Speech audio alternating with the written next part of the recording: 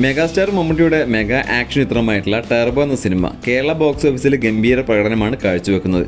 തോരാത്ത മഴയും അതുപോലെ തന്നെ ഡീഗ്രേഡിങ്ങും നെഗറ്റീവ് റിവ്യൂസും കാര്യങ്ങളും ഒന്നും തന്നെ ഈ സിനിമയുടെ കളക്ഷനെ ബാധിക്കുന്നില്ല എന്നുള്ളതിൻ്റെ ഏറ്റവും വലിയ തെളിവാണ് ഏറ്റവും പുതിയ കളക്ഷൻ റിപ്പോർട്ടുകൾ. ഈ സിനിമ ഒരാഴ്ച പിന്നിട്ട് ഇപ്പോൾ 2ാം ആഴ്ചയിലേക്ക് കടക്കുകയാണ്. അതായത് 8 ദിവസം കഴിഞ്ഞു, 9 ദിവസമാണ് ഇന്നത്തെ ഒരു ദിവസം.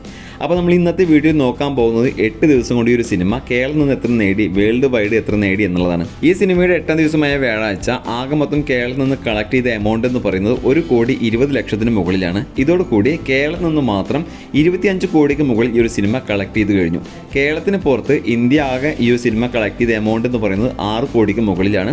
അതുപോലെ തന്നെ ഗൾഫ് രാജ്യങ്ങൾ ഉൾപ്പെടെയുള്ള മറ്റ് രാജ്യങ്ങളിൽ നിന്ന് ഈ ഒരു സിനിമ കളക്ട് ചെയ്ത ഓവർസീസ് കളക്ഷൻ എന്ന് പറയുന്നത് ഏകദേശം 31 കോടിക്ക് മുകളിലാണ്. അങ്ങനെ ആകെ മൊത്തം നോക്കുകയാണെങ്കിൽ സിനിമ 61 കോടിക്ക് മുകളിലാണ് വേൾഡ് വൈഡ് കളക്ഷനായിട്ട് ഏറ്റവും പുതിയ റിപ്പോർട്ടുകൾ സൂചിപ്പിക്കുന്നത്. അപ്പോൾ എന്തായാലും ഈ ഒരു ശനിയും ഞായറും കഴിയുന്നതോട് കൂടി ഈ ഒരു സിനിമ 70 കോടിക്ക് മുകളിൽ കളക്ട് ചെയ്യുന്ന സിനിമയായിട്ട് മാറും. അതോടുകൂടി തന്നെ മമ്മൂട്ടിയുടെ കരിയറിലെ ആദ്യ 100 കോടി സിനിമയായിട്ട് ടർബോ മാറുമെന്നുള്ള കാര്യം തീർച്ചയായി കഴിഞ്ഞിട്ടുണ്ട്.